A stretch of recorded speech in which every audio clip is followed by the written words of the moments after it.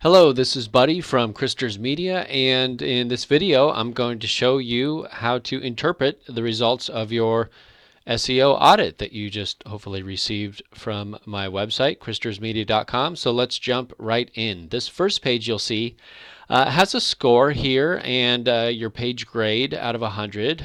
Don't be too concerned with the score. We want to look more at things that are specifically wrong, and we'll get through that on the next page. It tells you kind of a summary here of good signals, issues it found, and then the overall score. It should give you a little thumbnail or snapshot of what your website looks like. None of this really is that important, so let's get right to the important stuff. Speed. Speed is certainly a website ranking factor, and speed can be influenced by a few different things. And in this first thing, you'll see that the website that we scanned here, by the way, is solarscreenoutlet.com.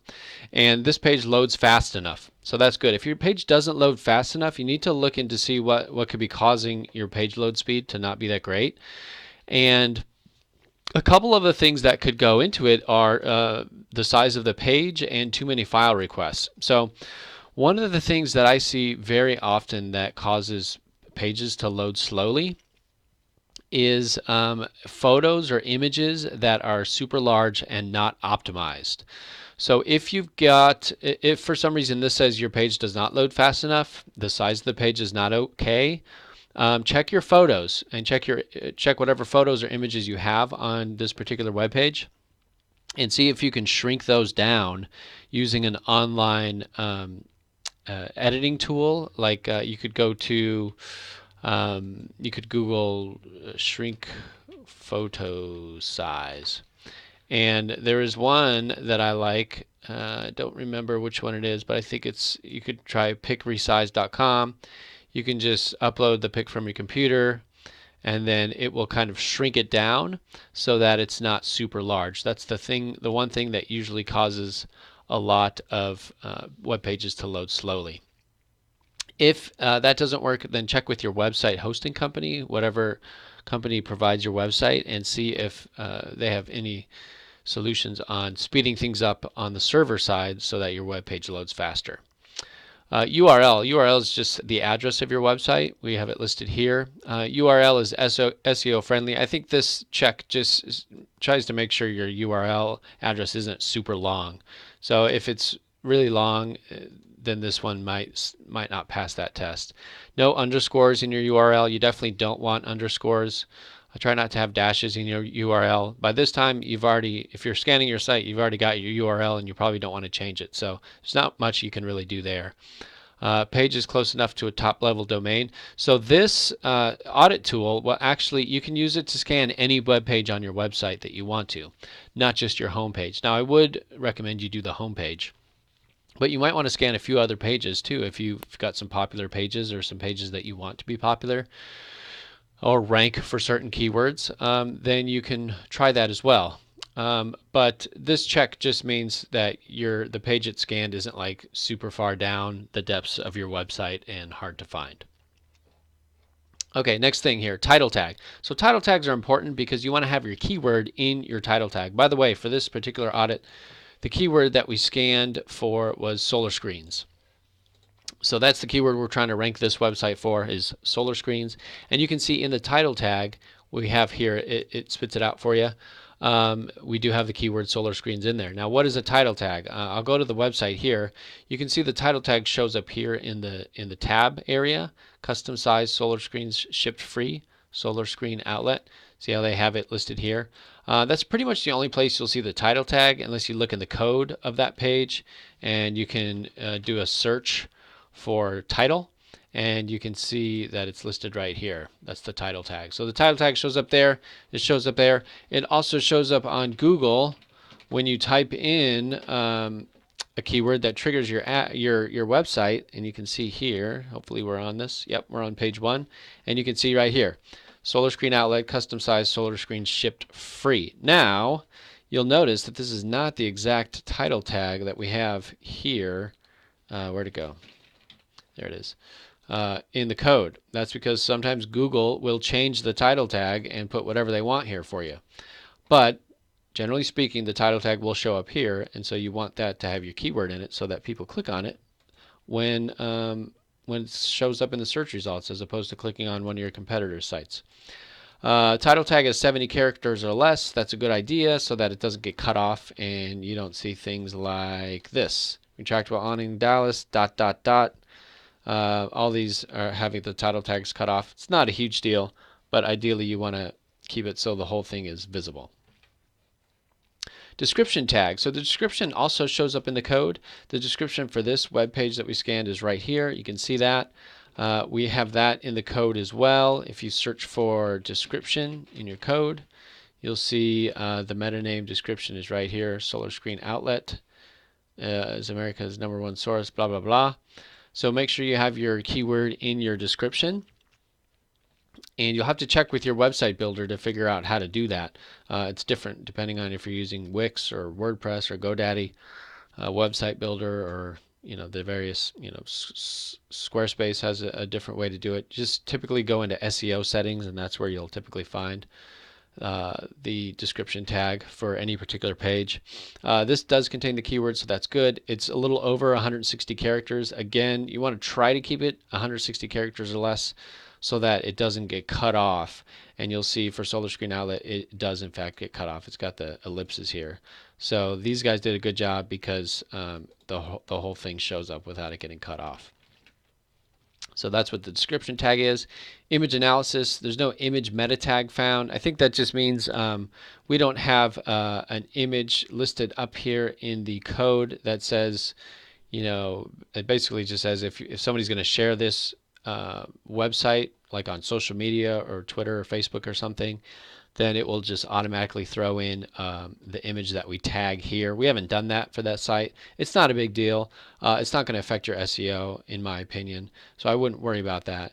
It is good to have, but if you can set like an SEO image somewhere in your website settings, then you can do that. All images have alt tags, so this is important. You want every image on your website to have an alt tag. So if you look here, like I've got custom solar screens here. If I go to view image info, you'll see the alt tag is 80% black, tan, dual lock. This one doesn't necessarily have a keyword, but I got a lot of images on here. Whenever you add an image, you definitely want to add an alt tag. Alt just stands for alternative text, and you just want to describe the photo. So let's see, here we have, I don't know if this will work. No, that's not going to work. Here we have one. It just says custom size solar screens. So that's kind of a keyword that we're targeting. So we want to put that in there. This one has DIY solar screen kits. It's another keyword we're targeting. So we put that in there. Make sure it's actually descriptive of the image, but definitely include your keyword if it makes sense to. And that's what this one is too. We have the exact keyword in at least one alt tag on that page. So that's good. Heading tags are important. Let's go back and show you heading tags. So heading tags are these larger bold text. Typically they show up as larger bold text. These are called headings. And in the web world, we have headings that go anywhere from heading 1 to heading 6, H1 to H6. And H1 is the most important. So you want one heading tag on every page, one and only one.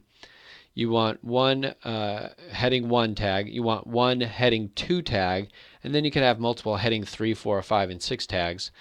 In your web page builder, when you're editing a page, you should be able to highlight some text and give it a heading tag instead of just regular paragraph text.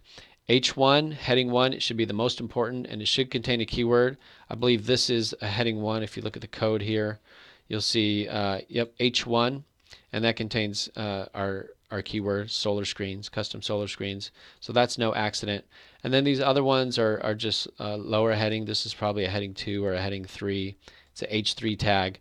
So make sure you're including at least only one H1 tag with your keywords. A keyword in it, and then you do one and only one H2 tag, and then again some H3, H4, H5. You can sprinkle those in all around. Again, headings being these typically larger, bolder headings. So it did find a H1, 2, and 3 tag. That's good. We do have the exact keyword in an H1 tag, which is good. It passed that test. And then make sure you're not duplicating heading tags. So you don't want the same heading multiple times on the same page. Okay, on this page it's going to talk about copy. Now this particular audit tool says you should have at least 2,000 words on a page. That is a good idea, but obviously not every page on your website needs to have 2,000 words. Our home page doesn't. You can see we're ranking for solar screens on the first page of Google. You don't need 2,000 words. However, you don't want to have no words on a page or just a giant photo with a headline. You do want, I usually recommend at least 500 words on every page. That you're trying to rank for a keyword anyway. Your contact page probably doesn't need 500 words because people just want to contact you. They don't need a bunch of stuff. They just want to see your phone number. Only use exact keyword 2 to 4 times. That's a general rule. It's not a hard and fast thing, so I wouldn't worry about that. Just don't keyword stuff your page. Don't add the keyword unnecessarily so it doesn't sound natural. On this page, we have a lot of information. It's a lot of good information. Our keyword just happens to be what we sell, and so it just shows up a lot on the page. So it's no big deal if it's more than 2 to 4 times, but it should probably not be less. Exact keyword is bold, italicized, or underlined. Honestly, that's not a big deal. I wouldn't worry about it. I don't think that's going to affect your rankings at all. Exact keyword found in anchor text. It might be helpful. So anchor text is any text that's clickable. So here, let's see, like here we have clickable text. See how this is, my cursor becomes a hand. So if you've got clickable text that includes your keyword, that is helpful. Link to a sitemap, HTML sitemap is found. To be honest, I don't even know where we have that. Usually they're in the footer or something, but a sitemap is just a page on your website that lists all the other pages. It links to all the other pages so they're easy to find. Code analysis, no Flash. Flash is an old web technology. Make sure there's no Flash on your website. Don't worry about this one too much. Text to HTML ratio, that just means you might have a lot of code and not a lot of actual readable text on your page. Not that big of a deal anymore. Schema.org markup, that can be important for you. I do recommend you put some schema markup on your web page. That's really complicated to get into for this particular video. So I'd recommend Googling schema markup or add schema markup. You can go to Google and do schema markup generator and go to technicalseo.com and you'll see the schema markup generator. If you want to create schema markup, you can do that here. Again, I don't have time to get into the details. This video is already getting kind of long, so I don't want to go into too much more detail on that one. Link to a sitemap.xml. You definitely want a XML sitemap. If you go to yourwebsite.com and you type in sitemap.xml and hit enter, if something shows up that looks similar to this or something like this, it may not look like this. It could just be a bunch of code, but if it's a bunch of code, that's good as well. Let's see. Here's another example. So it could look like this, and that's fine too. This is just a listing of all the pages on your site, and Google will scan it to make sure they've got everything and they didn't miss anything. So make sure that's on there. If it's not, ask your website provider how to get an XML sitemap. It is important. Okay, last couple pages here. Facebook share button found. That's not a big deal. I wouldn't worry about that.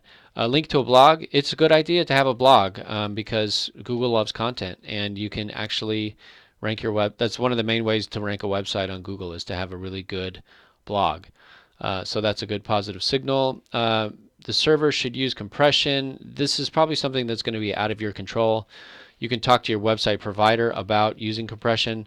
We do use compression, so this is actually incorrect. Our website does use compression. As long as your web page loads fast, that's the main thing. A viewport meta tag just is a tag in your code that kind of tells the device that it's being viewed on and how to display it. If your website looks good on all devices, if it's formatted properly for like small screens, then you've probably got the viewport meta tag and you don't really need to worry about that. But your site definitely does need to look good on all device sizes. It needs to be responsive / mobile friendly. Page link analysis. There's nothing you can do really about this right now. This is not an on-page factor. This is an off-page factor, and what we mean by that is that you want other websites linking to your website. And so here, this scan tool found 20 links to our page, which is pretty good. More is better, and higher quality links are better from good sources. I found 23 links from unique domains. We've got one outbound link on this page, which is, it's usually a good idea to have at least one outbound link. Outbound meaning it just goes to a different website. I don't know where that is or where our link is to another website, but typically it's a good idea to have a link that goes to a different website. It kind of just helps establish trust with Google. That's basically the same as that. Moz Trust Score. So you can Google what Moz Trust, Moz Rank, and Moz Page Authority mean. You can just go type those into Google like that. Moz Trust. It's just a third party that kind of gives a score to every web page on the internet based on how many links and the quality of those links that are pointing to it. So we passed those tests. Again, there's nothing you can really do about that, so I wouldn't worry about it. At least nothing you can do like right now. It takes a lot more work to build up your Moz Trust and PageRank score. Root domain analysis, we found 667 links to our root domain. That means to anything on our website, to any page on our website. There's 667 links. That's pretty good. 55 links from unique domains, which is good. Our domain score could be higher, and our rank score could be higher. Again, there's not much we can do about that now. Domain authority is passes. I don't know what this scan tool, maybe 10 or higher or something. If you've got it, then that's good. Last couple things here.